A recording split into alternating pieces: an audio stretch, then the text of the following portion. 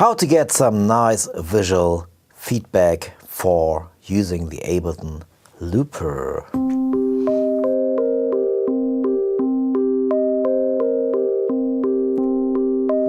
Look at this. What you can see here, you can see clearly if you are looping what's happening.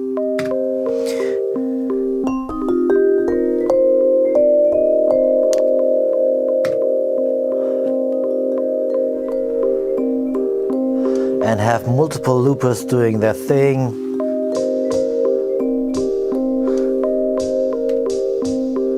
And if things are still recording, it shows you that it is recording. Hi, I'm Toby from abletondrummer.com. I developed quite a few Max for Live devices now for the Ableton Looper. I have another looper which I would like you to check out, which is called the One Button Live Looper, but that's a different topic. We are focusing on some devices I created for the Ableton Looper, for the Ableton stock looper, and how to control the Ableton Looper. At this specific video, we're going to focus on one device, which is the Looper Visualiser.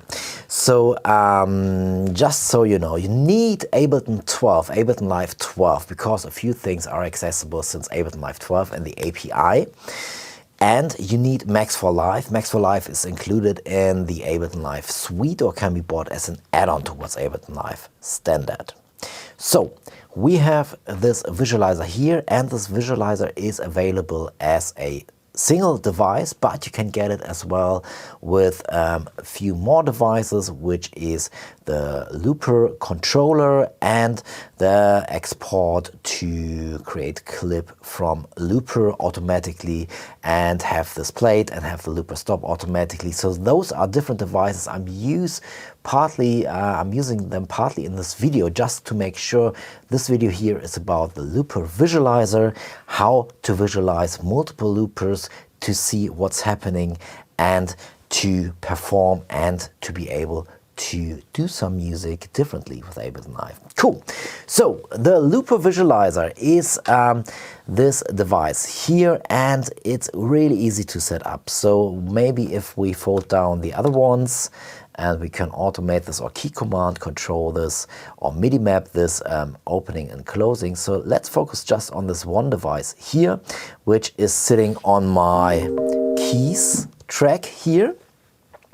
So when you get this and open this device, you need to map it to a looper. So you do this by just hitting on map and then select a parameter from the looper you want to map it to, for example, the on-off switch or the feedback switch here.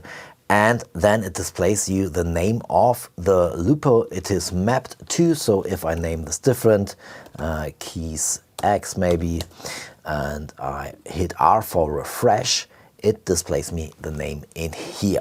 Cool, so now my Looper Visualizer is already mapped to the device, and I can open and close this pop-up window, which will show me either the next action I would trigger or the state of the looper it is mapped to.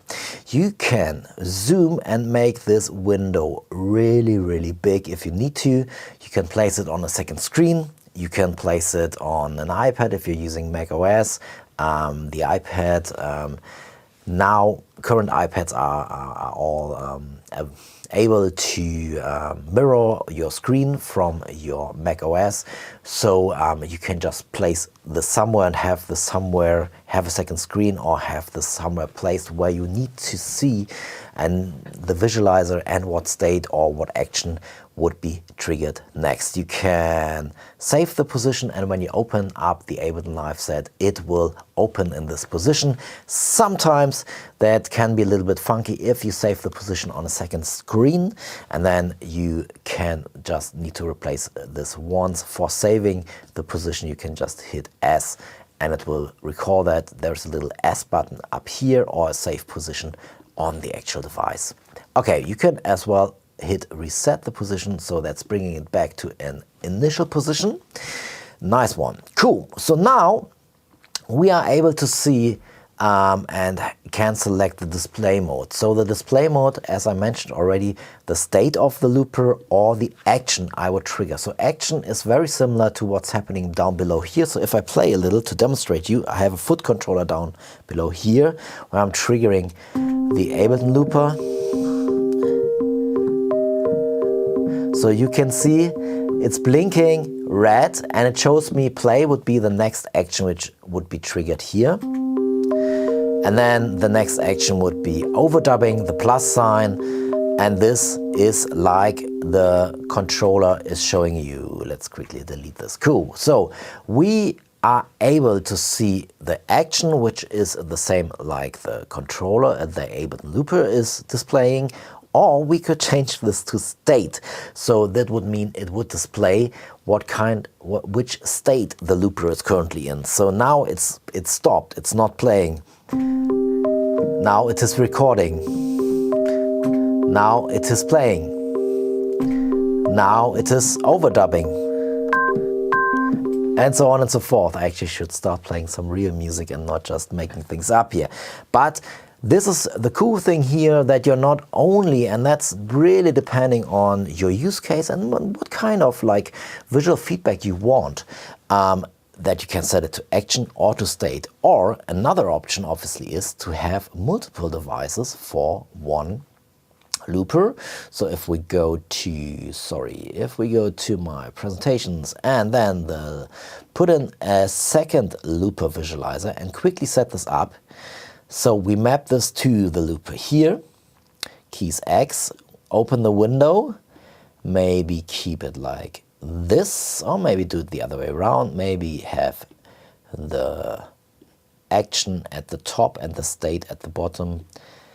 Doesn't matter, just how you want it, and that's for you to decide, just to give you an idea. So let's say maybe the state should be bigger. Let's change this. Oh, that's the other one. Actually, that's the action one. Do it the other way around again. So maybe like this, hit S, so they will recall their position and their size when you open up the Ableton Live set. So now you can have actually both being displayed.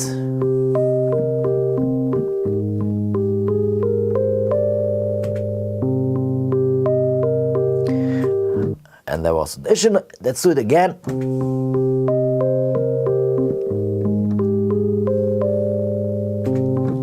There we go. And you can see, depending on what's happening here, I can now change I will see the changes from the looper. I've done too many videos today already, sorry. So you can see what it is doing, the next action or the current state, and you can now as well decide if you want to see this ring which is playing, the circle, if you want to have this being displayed or not. Let's turn this off on both, or let's have this on the top one maybe, because this is showing us, or this is bigger. Then we have a second option here to turn on and to turn off, which is the blink. And blink means when it's recording. So if I go into overdub and have blink actually activated, it will blink. It's trying to catch the tempo and displays this in quarter notes, the blink. Once Ableton Live Transport is running, it will match up to this, not 100% and not if it's too slow or if it's too fast, but just to give you some visual feedback of what's actually happening here. And the blink can be turned on and turned off on both, or maybe let's have the bottom one on and have the circle on the big one. So this is how well you can customize it already. So let's stop the looper. Let's stop it for now. So you can see when I'm starting the transport or stopping the transport that the background color will change here. So this is something you can turn on and turn off if you want this to happen or not. So now it's not happening. So BG color is exactly that. And you are able to set the BG color for when the transport is playing. You can actually change this. So for example, if we have, let's keep the top one, maybe let's make it white. So you click on P for pick color, and then when the transport is running, oh, it's the bottom one actually. Getting confused with the two positions here now. Okay, so I changed the bottom color here. So always when the transport is on, this will be displayed. It will change to this color. When the transport is off, it goes back to black. And this is something which I found interesting, because when I have the transport running and want to set the first loop and get the first loop not starting on the next one, don't have this set up to be global quantized, but just setting the tempo via the first loop, the transport needs to be off, so Ableton shouldn't be running. So this way I always see, it is running, I need to stop it first to be able to do the whole tempo detection thing the looper can do, which I really like.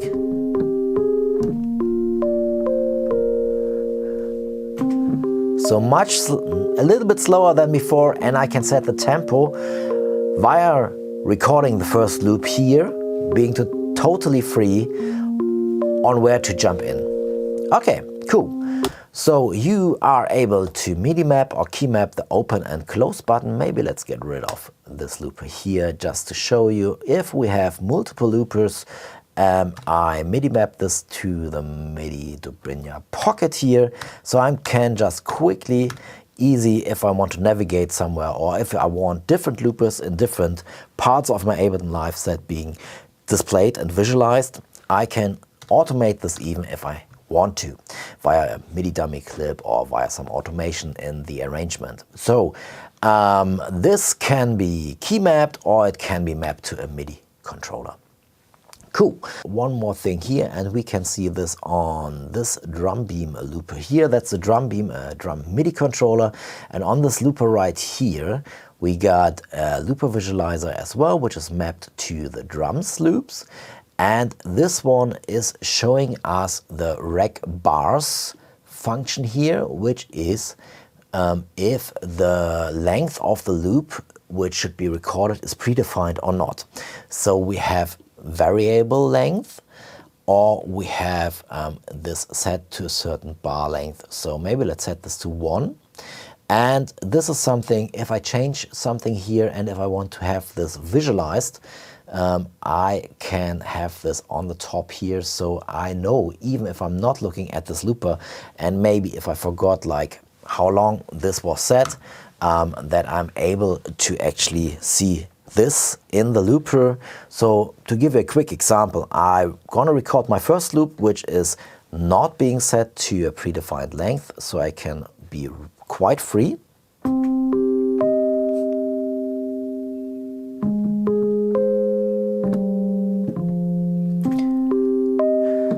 And I effed up, so I hold my looper down, my pedal down, which can be set up via my looper controller thing here. So let's do this once more.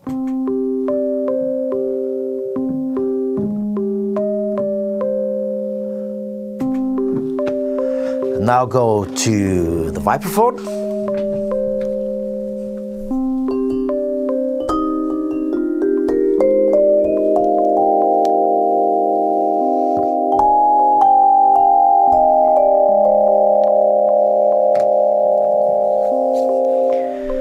And now I'm coming to the drum beam, and because it's already set to 1 bar, I don't need to hit it twice. I just hit it once, it will start on the next one.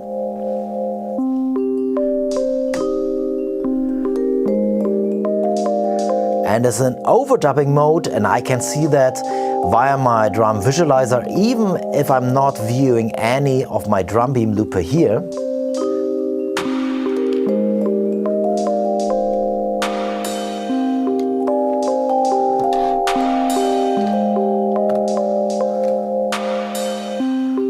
Yeah, so I hope that is giving you some ideas here of how great it can be if you're using multiple loopers at the same time, having this visualization tool here. Again, this is sold as a single device.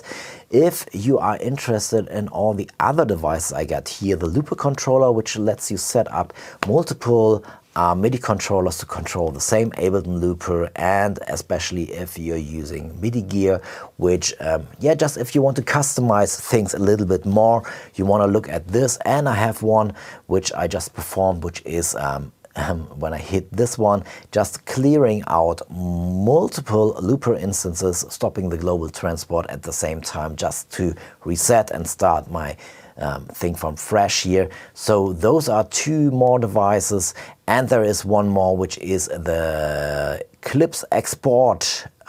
This one here, create clips from Looper, so it will automatically take what's in your looper and export this to a clip, start the clip, stop the looper on the same time. You can even to some extent quantize what you are shooting out from your looper buffer into a clip.